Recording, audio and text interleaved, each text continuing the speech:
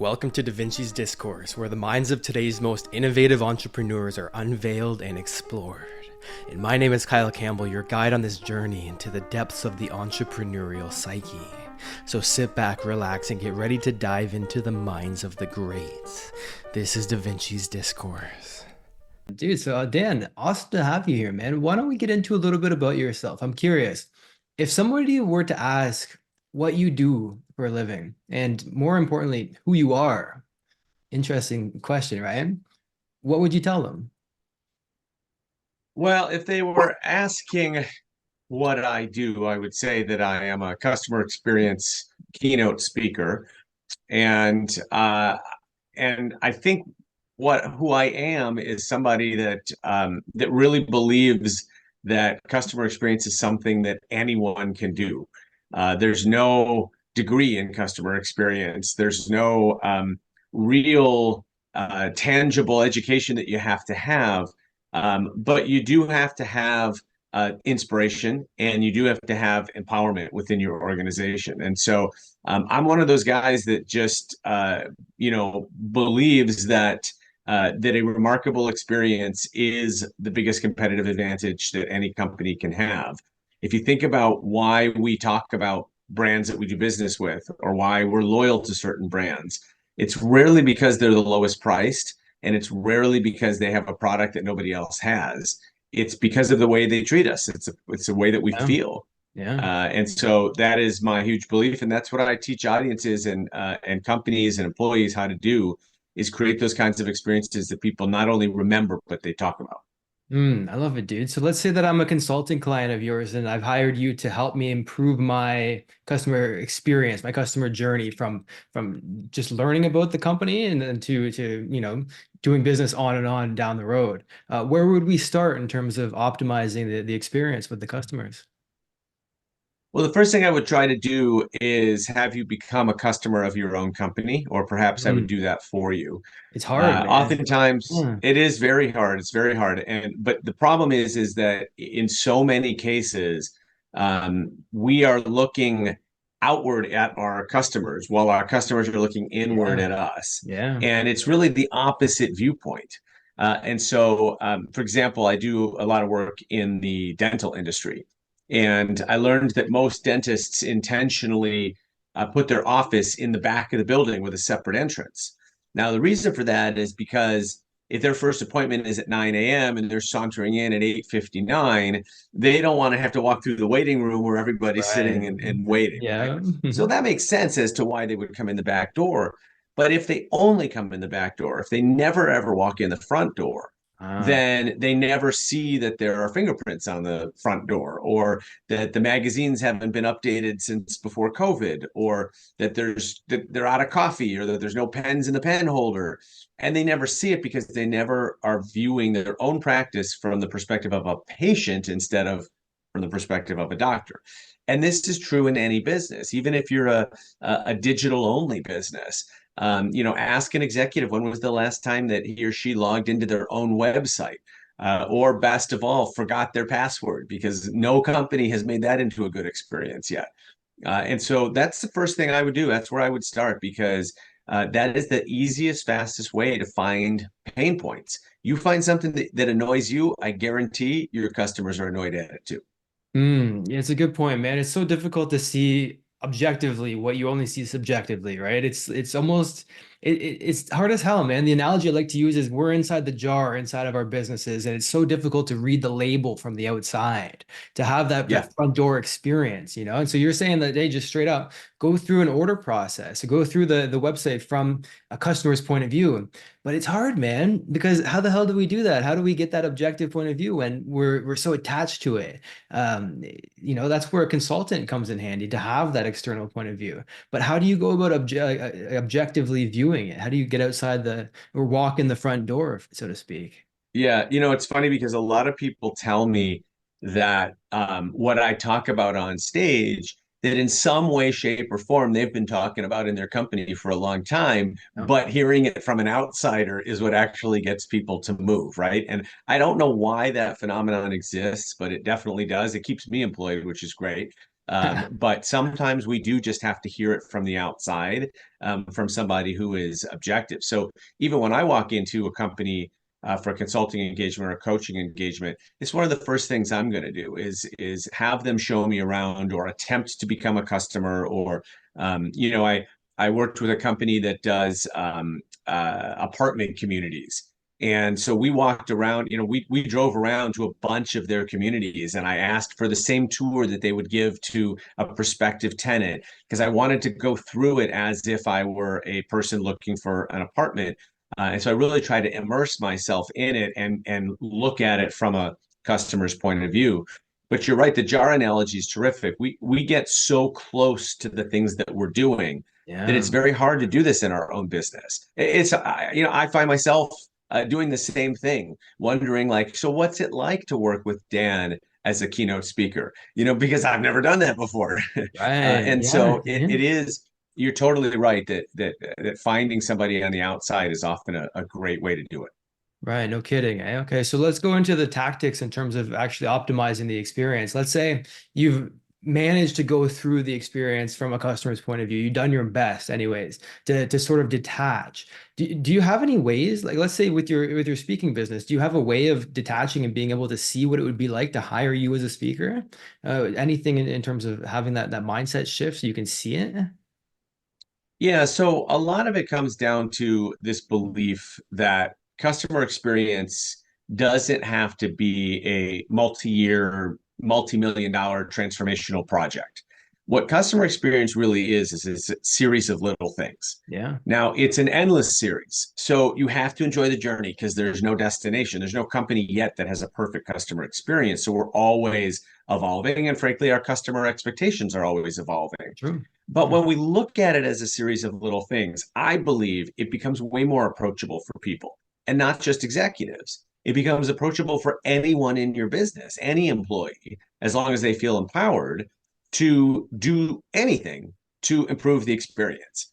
And so I love working with people that are in the back office that never even speak to customers, people in accounting, people in the legal department, and talk to them about how do you improve the customer experience? And the gut reaction is, well, that's not part of my job. And I say, no, actually, it's part of everybody's job. So let's go and look at your contracts, for example. Are your contracts easy to read? When's the last time anybody read one of your contracts? Could you make your contracts fun to read? What if you made them fun to read? Maybe people would read them more, which would actually down the road help everyone, because an informed consumer is a smarter consumer, and that's good for everybody. Maybe that ends up reducing lawsuits from people who didn't read the contract and all that. With accounting, it's like, I have some fun examples of how you can ask people for money when it's time to pay up, right? It's like the most awkward part of the relationship, and yet you can turn it into something that's memorable. And so it's really about looking at every customer touch point as an opportunity to create an experience. And Yeah. either you've got an experience, in which case I say, all right, how do we make it better? Or there's no experience. So an example of no experience might be you just signed a contract with somebody, but the work doesn't start for 2 weeks. So what happens during those 2 weeks? Nothing. Silence. Except somebody just signed a contract with you, and probably if they're a normal human being, they're suffering from some form of buyer's remorse. So Yeah. those first 2 weeks might be a great opportunity to help convince them that they just made a terrific decision and get them comfortable and happy that they signed this contract and excited about the work to begin, versus just kind of sitting around waiting to listen to the crickets. Right. Yeah, true. And you want to create that positive association with your company as soon as you can, right? If they sign a contract and you wait 2 weeks before you get into it, and they're thinking along the buyer's remorse kicks in, they associate you buying from you, signing a contract with you, with buyer's remorse, which is a deadly, like it's going to kill you down the line, and you won't realize what happened. You can get the best results for them, but unconsciously they've already associated you with being neglected with those first 2 weeks, Yeah. right? So even little things like that can make a huge difference down the line. It's like the butterfly effect. It starts small, but as the contract progresses, there's always something in the back of their head that they can't consciously place, but it's Yeah. because they had a poor experience onboarding. And so, I mean, Yeah, and then that makes them more open to your competitor coming in with some promotion or some way to Yes. lure them away, right? Yeah. And when instead what we've got to be focused on is, now that we spent all the time, money, and resources to acquire a new customer, how do we keep them? How do we make sure they never leave? Yeah. And so when we ignore them the first 2 weeks, or, in the B2B space, a lot of times what happens is the salesperson immediately transfers them over to a different department, customer success or whatever it's called. Yeah. And the Never talk problem to them there is that, again. right. And the problem there is that, we buy from people that we like. And so oftentimes, even if we're buying software, or, something for our business, we might talk to 3, 4 companies. And ultimately, a lot of times we're going to make the decision based on the salesperson that we know, like, and trust. And if that salesperson, the first thing they do is kick us to the curb or send us to Yeah. somebody else, it's not the right feeling, right? And while I understand that the salesperson's job is to go out and make the next sale, there are simple things that we can do, like making sure that handoff is really smooth, like showing up to the kickoff meeting, like telling your new client, hey, I'm going to introduce you to this customer success team. But if anything goes wrong, if anything goes differently than how I told you, here's my cell. Call Yeah. me anytime. They're Right. never going to call, but it's going to make them feel really good. It's going to make them feel like, okay, I made a great decision. I'm confident. And that's how we want all our customers to feel. Yeah, right, dude. I spoke with a guy, Rich Fayola is he runs an agency, and he says the exact same thing. His salespeople aren't salespeople. They're how did he put it? They're they go along for the journey the whole way, right? So they're not just the front end, but they're responsible Yep. for managing the relationship ongoing. And so it creates it prevents that experience of being neglected, or having that shoved to a different department and then never talking to them again, kind of a feeling. And that leaves a sour taste in your mouth, right? You're like, oh shit, like, was I just used? Was I manipulated? They never, like, did they not really like me? And we had a relationship, and now I'm with these other guys, right? So Yep. there's all this cognitive dissonance that can build up, especially when you've got them stacking the first 2 weeks for the contract, and then the salesperson ditches, and then there's, and multiple things. The question becomes, how do you go about finding all the touch points so that you can know what to optimize? And you said, yes, go through it from a customer's point of view. But do you have a tactic or a way in terms of actually identifying all the touch points so that you know what to change?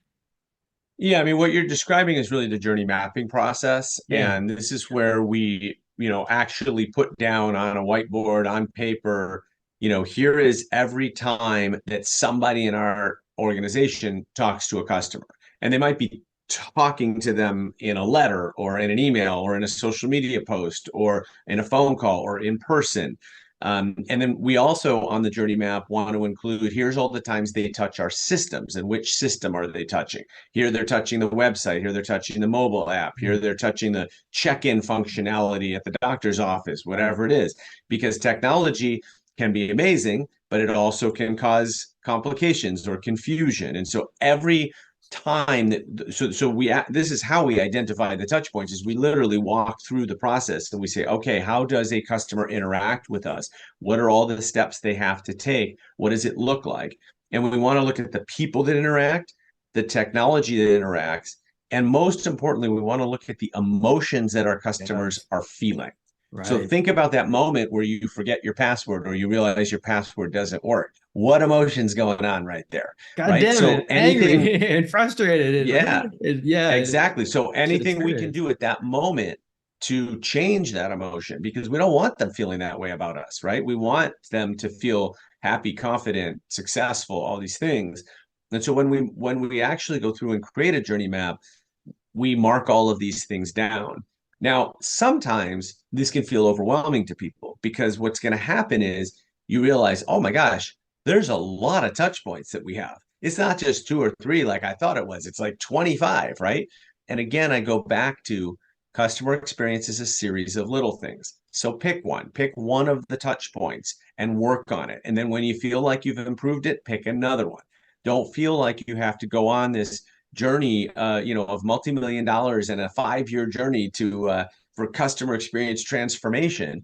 Because what happens then is the whole thing becomes too overwhelming, and it gets put up and competes against other major projects, Right. and then we have a lot of complications. Whereas to me, customer experience is something you do every day, and it's something that every employee is Yeah. involved in. Right. Even the accountant. I mean, give me an example of how even the people that don't face the customers are a part of the customer experience because they don't have a touch point directly with them. So I guess with the contracts, it would be making it user friendly so they can actually understand it, understand the terms that have that knowledge going into it, like you said. So what about I guess every example I thought of was the janitor. But again, indirectly, they'd have a touch point because they're creating the environment, which contributes to the Yeah. experience overall, right? It's kind of like when you're in a hotel and the housekeeper leaves a mint on your Yeah. pillow. You probably never even saw that person. So No. did they have a direct connection with you? No, they had an indirect connection. And yet there's the mint on your pillow. It mysteriously arrived, right? And so, and you remember that. And Yeah. so same goes with an invoice or a contract. I love when legal language can be made fun. So if you go to my website and you read my privacy policy, which don't worry, most people don't do, uh, it's actually fun to read. And why not? I had fun writing my privacy policy because I decided, well, why do I have to put all this garbage that everybody else puts? Love I'll it. make it legally sound, but I'm going to make it where if you're reading it, maybe you get some entertainment out of it. And then that makes me more memorable.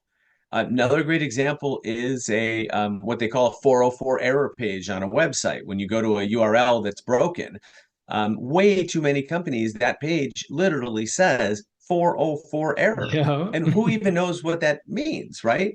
But again, go to my website, type in a bunch of characters after the slash, and you'll get an error page that'll make you smile and that will help you get back to the homepage. So it solves the problem. Oops, you landed on a page you didn't mean to. Let's get you back to safety. But it also puts a smile on your face at a moment when you should be frustrated because you just did Mm, something, you made a mistake. And so mm, these are all examples of creating an experience when there's no direct contact, right. but understanding that these are the kinds of things that can happen. Let me give you an opposite example. One of the companies I worked for when I ran the website, I learned early on that right after our customers logged in, we put a pop-up ad in front of them because we wanted to cross-sell them on something. So I went to the marketing department and I was like, listen, I'd really like to get rid of this. And they said, why? And I said, because everybody hates pop-up ads. And they said, yeah, but this is our best performing ad. I Mm. said, really, how well does it perform? And they said, well, we get a 6% conversion rate, and typically we only get a 2% conversion rate. I said, all right, I hear you. That's a pretty well performing ad. Have you considered for a moment that you're pissing off 94% of our customers in order to get that 6% conversion rate, Oh right? shit. Yeah. And so like if you look at it that way, I believe there's got to be a better way to get that 6% conversion rate where you don't have to annoy 94% of people. Now, how do I know they're annoyed? Because I'm annoyed when I get a Yeah. pop-up ad. Like no one likes pop-up ads. And so it's like I do this bit when I'm on stage doing keynotes where I ask the audience, very seriously, all right, everybody, I want you to raise your hands really high so I can see them in the back. Raise your hands if you love waiting on hold, and no one raises their hands. And then I play this unbelievable hold music that is so memorable that you literally want to stay on hold to hear the rest of Huh. the song. And so after I play the song, I tell the audience, I loved waiting on hold, and none of you raised your Mm, hand. mm. So that is an unbelievable experience where no one expects it, right? And so these opportunities are everywhere if we're just willing to look for them. It's interesting, dude. Yeah, I mean, you could have an audio book for the hold, or there's an opportunity for ad space in there too, while improving the experience, not pissing off 94%, but improving the experience while also possibly selling something and turning it into a revenue stream, which is interesting. It Yep. reminds me of a chiropractic office or a dental office, where there's a projector on the wall, and they're going through social media slides or educational posts or whatever. It makes the experience of being in the lobby more enjoyable, and it makes that Yep. client more valuable to the dentist because they're educated. They know, oh shit, maybe I've got gingivitis or whatever, and they ask the dentist, and now there's an embedded upsell in that service because without the dentist Yep. having to sell them on it. There's Yeah, and you're interesting right about opportunities for that.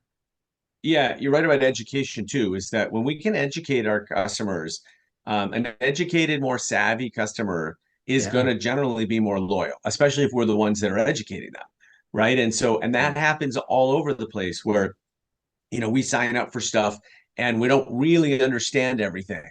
But when you help us understand it, then we're thankful now. We feel more confident now that we understand something, right? Nobody likes being confused about stuff. It's like I leased my first car recently. I've never leased a car before. And so I didn't really understand the whole experience, right? But the guy in the finance department explained it to me and walked me through step by step and answered my questions. And so by the time I walked out of there, I felt very confident about the lease. And I felt like, okay, I made a good decision and I understand how this works. And I understand the pros and cons of leasing. And I understand how I have to return the car in 3 years and, all these things that I had all these questions, but he was very patient and he answered all the questions for me. So I left feeling confident. And I think, again, we can educate our customers in all sorts of places, but don't ever take for granted that your customers understand everything about your business, because they don't. You understand everything about your business because you created all of the policies and procedures and operational steps, but customers understand a piece of it. And so we've got to give them the leeway to continue to learn. It goes back to the jar analogy. I mean, because it's so easy to project your knowledge of the product or the service or of the experience onto the customer and expect them to know what you know about it. And it comes back to going at it from the total lens of an objective customer that's just going in the door and experiencing what it's like. The question becomes, I mean, like my mentor always told me that anything can be improved by putting the right information in front of it, whether it be a Yeah. book or a guide or what have you, something that pre-frames that experience, no matter what it is. There's information that could improve it. The question becomes, how do you know what to improve, or how do you know what's going to be a better experience as opposed to, let's say, the pop-up, for example, because you still want that 6%, but you also Yeah. want to get rid of the pain in the ass it is to have a pop up as soon as you log into the membership site that they paid to get into. So it's like, Yeah. how do you know how to fix that? Hey, I hope you're enjoying the podcast, and I want to let you know that I've got a free book that you can get if you want to tap into more of these resources, and you can get that for free at kylesbook.com. Back to the podcast. Well, I think a lot of companies do this well with sort of the online tutorials, but one of the things you can do is ask your customer. Yeah. So let me give you an example that is related but slightly different. So when I went to business school, I took a class called spreadsheet modeling. And I know this sounds like a very nerdy class, and it kind of was, but I loved it. Okay. And on the first day, the professor asked people, everyone in the class, how well do you think you know Excel? Do you think you're a beginner? Do you think you're an intermediate? Do you think you're an expert? And I thought, man, I've been using Excel for, however many years. I'm gonna call myself an intermediate. Sounds fair. I'm not sure I'm an expert, but I definitely feel like I'm an intermediate. At the end of the semester, I would have answered that question as I was a rookie. I Yeah. realized at the end of that semester that I only understood 4% of Excel's power, right? And because we've all used Excel for like simple spreadsheets, that's pretty easy. But it is one of the most powerful pieces of software on the planet, and nobody knows 100% of what it can do. And even though I felt pretty knowledgeable about it, it was very humbling to realize, oh my gosh, I didn't know even a tiny bit about what this thing could do. And that's why I love the class so much, was I thought, this is so practical and valuable. But what I loved is he started by asking people, how much do you think you know?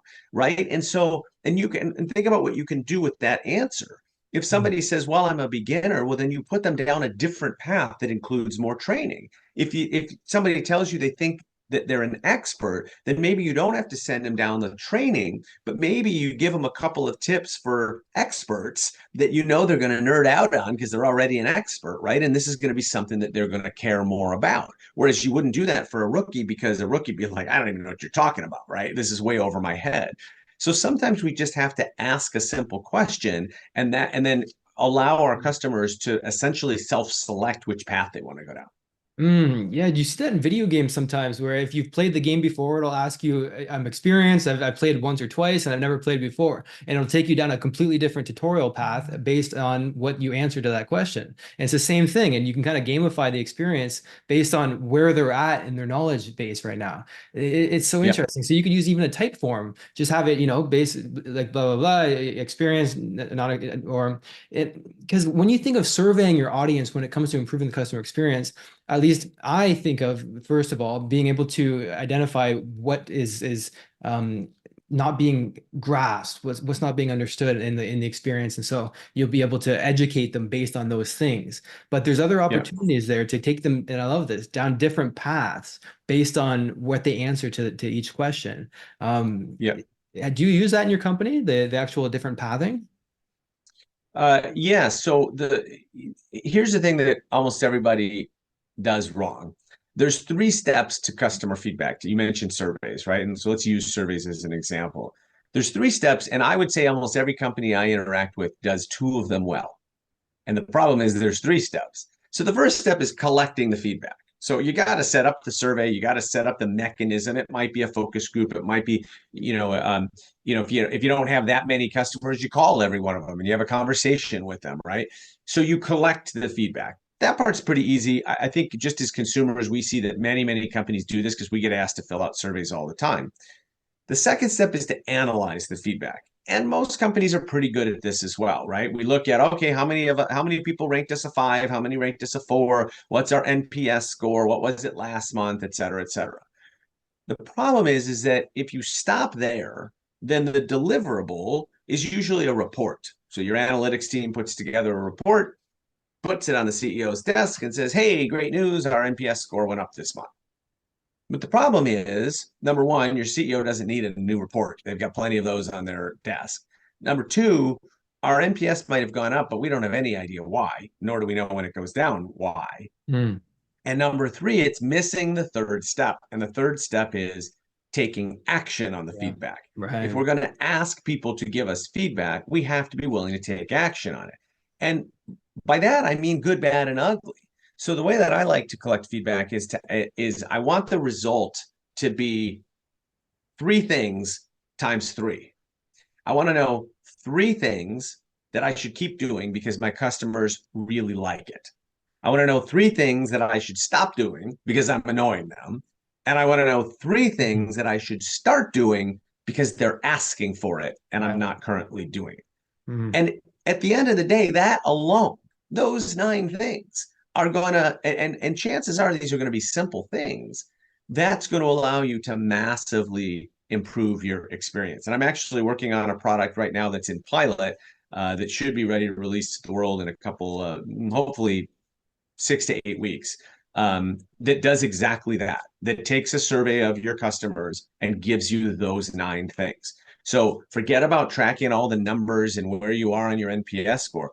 What are the actions you need to take to keep your customers, to keep more of your customers, to keep them coming back and spending more, and hopefully telling other people about you? I love that, dude. The nine things right there. It's just that alone would be able to massively improve your customer experience if you got that. The question is, what do you put on that survey? And I don't like to call it a survey. I might call it a quiz, something more engaging sounding, so that way they Yeah, want to take it. Because, like you said, we're all survey fatigue, man. Nobody wants to freaking take another survey. And then what do we get out of taking the survey, right? yeah. So the question becomes, what are the questions that you put on the survey so that it's that in itself is a good experience while also giving you those nine things. Yeah, so I mean, the survey that I created is part of the secret sauce. It's a Come proprietary on, baby, survey what you got for with me? a scoring system. Yeah, but the idea is really to start to get at asking really specific questions about really specific elements of the experience, because that's how we're going to Ah, start to identify things. Like, if you think about, a restaurant. And the last time you took a survey about a restaurant, right? They're going to ask you about the food. They're going to ask you about the service. They're going to ask you about maybe the bathrooms, possibly.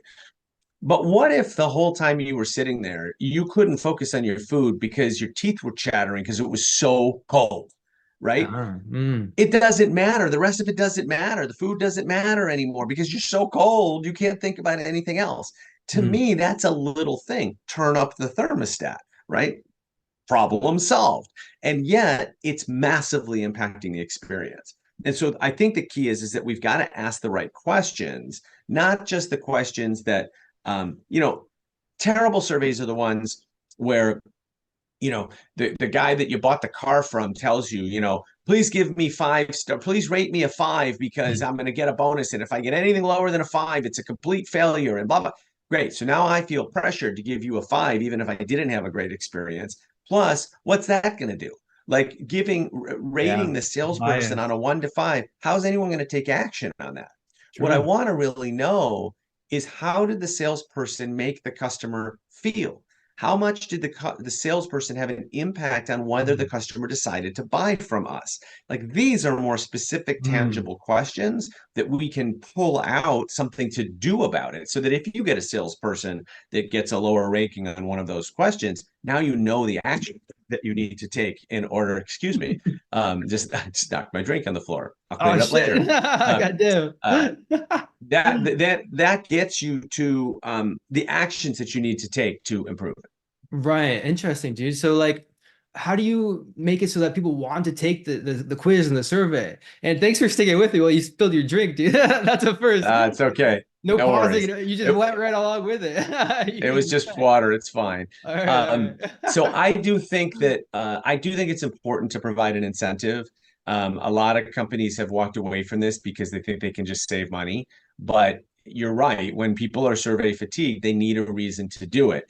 There was one of the major coffee companies, who will remain nameless, but you could probably guess, used to send out surveys, and they would give you bonus rewards points to fill out the survey. And I used to fill it out because I wanted the rewards points. Yeah. Then they stopped offering rewards points. I don't fill out the surveys anymore, right? Yeah. And the rewards points don't cost them a whole lot of money. So I do think, because look, when you ask a customer to fill out a survey, it has to be an exchange of value. If it's just, we need you to do something for us, the customer might do it if they have time, but they're going to ask themselves, why do I need to do this for you? Right? It's like in a B2B space, when we go to our clients and we say, hey, would you be willing to be a case study or a referral for us? If I'm the customer, I say, what's in it for me? Like, sure. Why would, like, I could do that, but why? Why am I going to put my name out there so you can sell more software? What are you doing for me? Right. And so if we're able to figure that question out, to say, hey, let's create an exchange of value here, I think not only are you going to get more people to fill out your surveys, but they're going to give you better answers because they're going to spend time with it. And they're going to be willing to actually commit to giving you the feedback you're trying to solicit. Right, something valuable for them. I mean, like, it can even just be perceived value. Like, for example, gamifying a course and having experience, or like, the leveling system. You gain a level by filling out a survey. And it's like it's purely psychological. I don't know why the hell we're attracted to this. It's like, if you've got a Fitbit or you've got an Apple Watch or an Oura Ring, it's like you'll walk to the goal that it gives you just so that you can get a little crown next to your freaking name. It's like, it doesn't actually mean anything. The level on the website doesn't give you anything, but for some reason we want to have that progression. We crave that progression. And so you can tap into some gamification like that too. Absolutely. Interesting, man. Yeah. So the question, is it open-ended questions that you're asking to get these specific answers? Because you don't know if it's a multiple choice. You don't. Yeah. So mine is a combo, because I actually have probably more questions than a typical survey, but like a whole bunch of them are yes, no questions. Super simple. Really? Because if it's a no, then turn on the siren, like something's wrong, right? So this is really just confirming that a bunch of basics are right. A bunch of them are 1 to 5 scale, super easy to answer. And then the last questions are open-ended. And that's kind of where the magic happens, because you really want your customers to tell it like it is. The more they write, the better. And especially today with technology and AI, it's not that hard to take all of this feedback and figure out what it all means. But what we really want is to hear their voice. Because if you think about a survey that doesn't have anything open-ended, the survey itself is biased, because it's asking certain questions but not asking other questions. And I don't know if this has happened to you. It just happened to me recently, where I filled out a survey for a company, and I had just had a poor experience. But as I'm filling out the survey, they never gave me a chance to explain my poor experience. Like it Nice. just there Yeah. wasn't the right question being asked. And then that's even more frustrating because here I am, Mm. why am I filling out the survey? You're not incenting me. I'm filling it out because I'd like you to fix this poor experience, and you're not even letting me tell you about it. This gets me to a point where I always remind people is do not be afraid of complaints because people who complain, they care. They actually want you to fix it. If Yeah. they didn't care, they'd just leave and they'd go to your competitor and not bother complaining, right? But people that are complaining, and I don't mean spammers or people that are spewing hatred or other garbage. I mean people that have a legitimate complaint about how your product or service works or how their experience was. They are telling you this because they want to keep doing business with you, but they're basically saying, I need you to fix this for me to continue being a customer. And if you're not listening to that, you're going to lose a customer. It's cool, man. I mean, you're talking about something that's you're biasing the report if you don't have open-ended questions or a feedback mechanism by the individual who is creating the report or the survey, right? Right. So it's like you're trying to unbias or trying to look at it from the customer's experience so that you can fix the gaps and what needs to be fixed in the journey, but you're doing it from still that inside the jar perspective by not giving them the opportunity to have direct feedback like that. So it's kind of counterproductive if you don't have those mechanisms. Like, for example, the way I think about it is if it's a yes or no question, if they hit no to something, maybe it could lead to a small text box that say, okay, tell us more about that. If they Tell hit me yes, more. then it Yeah. just goes to the next question. If they had a good experience with it, then Yeah. nothing to be said there. We're good there. It's interesting. What are some ways that you're using AI with it, man? I can see AI being awesome for leveraging the data that you get with it, being able to give you direct action steps to go with to do with the data. What are some ways that Yeah. you're using AI with all this? Yeah. So I'm using AI to help develop the questions, to help create the scoring system, Yeah. to help analyze it, and then to help identify these key points, these 9 key points, right? Because as a person who spent a lot of time in corporate America and received a lot of these reports, it often is incumbent upon the reader to scan, 17 pages of feedback and try to figure out what are the main points. And now we've Right. got technology that can help us do that. And Mm. so I think that's where it really can become valuable is to take this stuff and say, all right, Kyle wrote 400 words when we asked him about his experience, but what were the real key points? Like let's get rid of all the flowery language and whatever, and let's get down to what was the real issue? Because the real issue was probably 5 or 6 words long out of your 400-word diatribe, right? And because the real issue was you were freezing cold, right?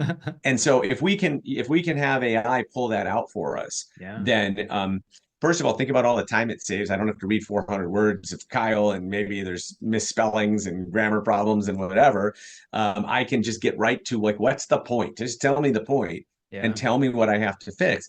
I find that companies, when you get down to that really quickly, they're willing to fix it, right? It's just that previously there's been nothing that's unearthed the here's what you have to do.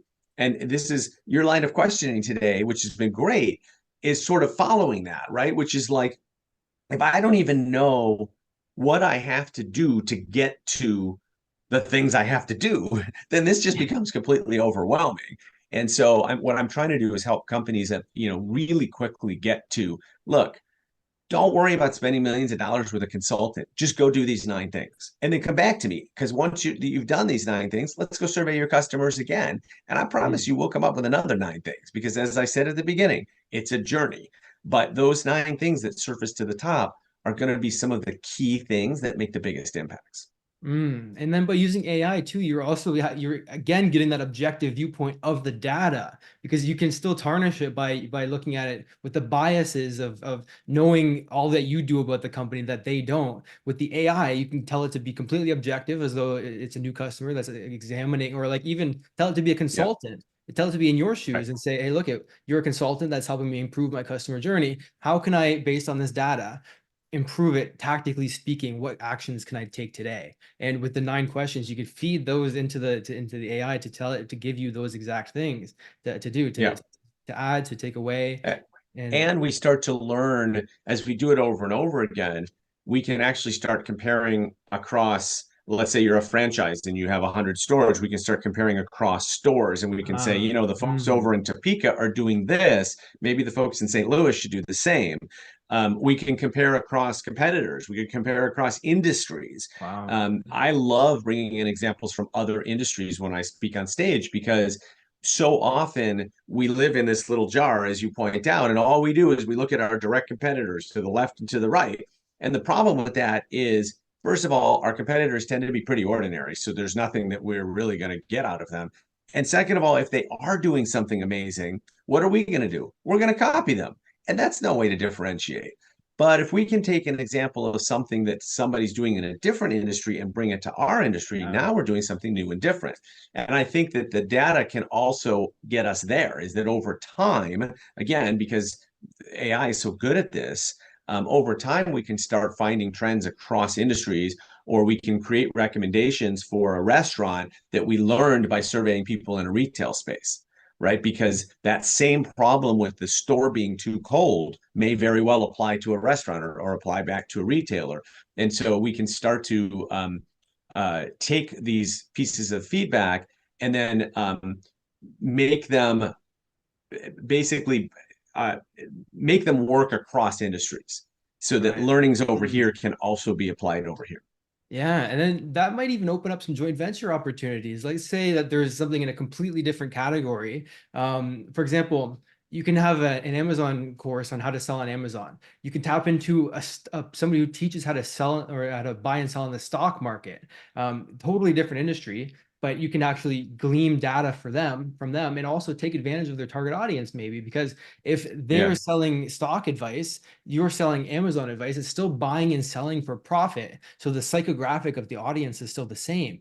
And so at the same time, you're also having the AI identify potential joint ventures that you can leverage their data, leverage what's worked for them that you can test in your market, but then also maybe Yeah. open up some cross-pollination, which is an awesome, like a fascinating opportunity too. Just something Yeah. else that came to mind, just a side benefit with it. No, super smart. I mean, look, the possibilities with AI are endless. Yeah. We have to use it, in a moral way, and we have to use it carefully and not depend 100% on it, because I think the most powerful combination is AI plus humans. And then we really get to some great stuff. But yeah, right now it's just sort of fun to experiment and see what it can do. And I keep telling people we're in, to use a baseball reference, we're probably in the second inning of generative AI right now, maybe the third, and we've got a long way to go, and it's only going to get better. Yeah, dude, they might be being generous there. Maybe we're in the first half of the first inning. I mean, shit, we It don't know could where be. it's gonna go, right? Yeah, it's Yeah. amazing, man. So Dan, dude, what's a question that I should be asking that if I were to ask would provide a lot of value in terms of the customer experience? Oh my gosh. Wow. That's a really cool question, and one I haven't been asked before. Um, I would say one of the questions that I love to ask when I do like a workshop is I ask people, what's your favorite brand and why? Ah. And it seems like a simple question, but take a moment, think about it, and give me your answer, and I'll explain why I like to ask that question. For clothing, let's say Lululemon. Why? And for the why, it's because of the way it makes me feel when I put the clothes on. It's a different feeling as opposed to putting on I don't know, Nike or something. I don't know what it is. Maybe it's the materials. Maybe it's just the perception that I have on the brand that biases the experience positively. But Yeah. it all comes down to is the way it makes me feel. And that's a great answer. And Lululemon is such a cool brand to talk about because I have two teenagers, right? And I keep wondering, like, how the heck did this brand, which started off, really focusing on like the yoga crowd, Yeah. why does it appeal to teenagers so much versus any other brand? Like, is it the best quality clothing you can buy? No, there's others that are probably better quality. Is it the cheapest you can buy? Absolutely not. But there's something about it, right? There's this nugget. And so then what can we Hmm. learn about it? Well, it's how it made you feel. Okay, so I run a restaurant. Have I spent any time thinking about how I make my customers feel? Probably not.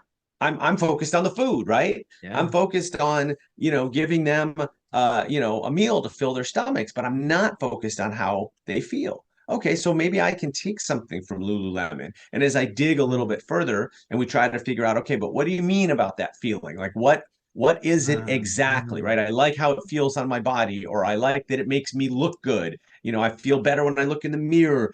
You start to take these things and now you say, okay, what does this mean? I'm a manufacturer. What does this mean for my business? Mm. And when I do this in bulk with, with a workshop, I find that, I don't know, 60% of the audience is going to give a big brand that people know. Like Lululemon comes up a lot, Starbucks comes up a lot, Disney comes up a lot. These are wonderful brands that, of course, get named by people as one of their favorite brands. The other 40% are going to give me their local hardware store, their local movie theater, some company I've never heard of, some e-commerce company that specializes in, winter parkas or, something that I've never even heard of. And I love that because, first of all, it gives me a new case study. But then when you get to the why, it's really fascinating. And we often get answers like yours about emotion, how it makes me feel. We often get answers around appealing to one of the five senses. That I like. I like how it touches, or it smells good, or it tastes good, or whatever. I love going to this store because of the music that they play in the background. Whatever. It's usually one of the senses. Um, and then, interestingly enough, what also pops up is many times, especially with retailers, one of the things that pops up is something went wrong and they fixed it. I tried to make a return and they exchanged it with no questions asked. And this comes up over and over again, where there was initially a problem, but because they fixed it, now I'm more loyal to them. Yeah. And there's lots of research that confirms this, that says that that customers who have had a problem that gets resolved are actually tend to be more loyal than customers that never have a problem in the first place. And this gets back to this sort of human desire of wanting to make sure that someone has my back if something goes wrong. And it could just be, the primal. zipper doesn't work on the jeans, but it could also be there's a worldwide pandemic. And I want to know which companies are going to have my back when what hits the fan, right? And so what I have found over and over again is when companies do that well, they are way more often going to be named in that question of what's your favorite brand. Interesting. Yeah. Because people know that they have. So think about companies like Patagonia that have, a lifetime guarantee on their products, right? Yep. People love that brand because they know that, if anything goes wrong, even if they've never had a problem, they feel confident in their choice because they know if something goes wrong that they're going to honor it. And so anyway, that's one of the questions I love asking, because your question was, what question should you ask? I love it. Yeah. I love going to meta because I'm like, dude, do my work for me. What questions should I be asking right now? And it sparked an interesting answer, man. So fascinating. I think that you're absolutely right. I mean, even with Lululemon, if I had an issue with the stitching or something, take it back. I was amazed. I was shocked. I was like, I was hoping that they would just fix the shirt. Like you could just fix the stitching. And they said, oh no, don't worry about it. Just go pick up anything in the store and we'll get another one. I was like, you freaking kidding me? Like brand new. I was like, oh wow. So I left that experience just enthralled. And then ever since then, that's why I answered Lululemon. Exactly what you said. And that's because they understand that you are not a transaction, you're a relationship. Yeah. And a relationship encompasses many transactions.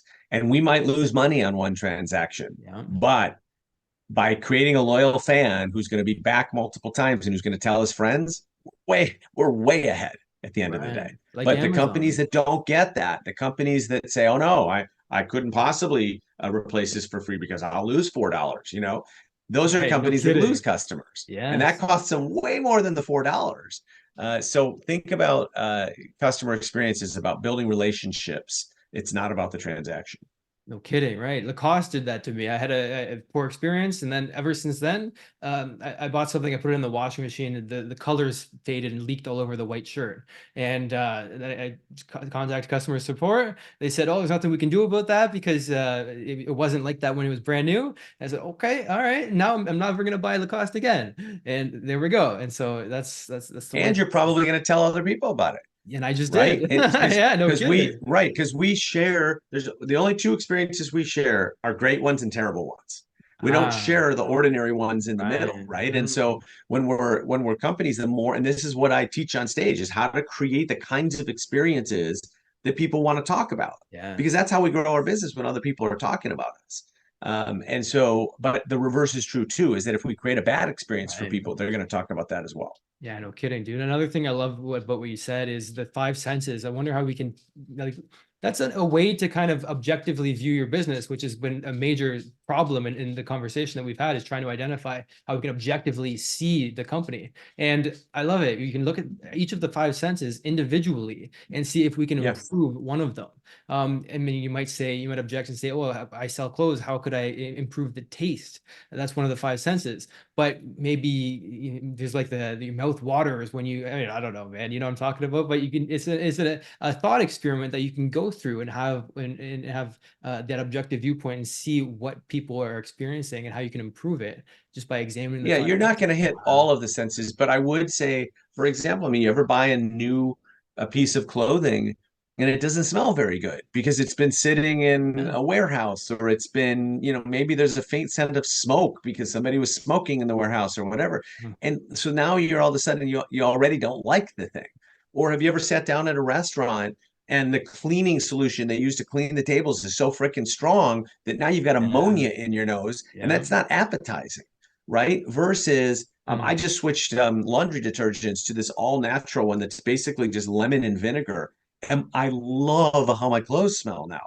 Like Huh. they come out and I'm like, it's like, and I used to use an unscented one, but even though it was unscented, I didn't like how the clothes were smelling when they came out. And now I use this lemony one, and it's like, and I know it's natural, right? So it's not chemicals.